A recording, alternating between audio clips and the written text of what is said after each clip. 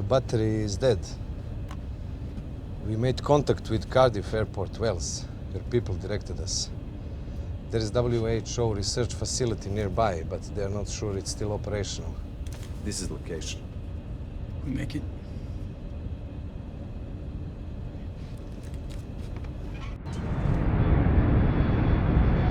Ladies and gentlemen, this is your captain. I'm glad to report that we are on our final approach to Cardiff Airport in Wales.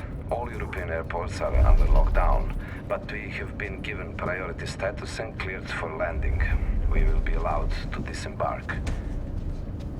We are very, very lucky.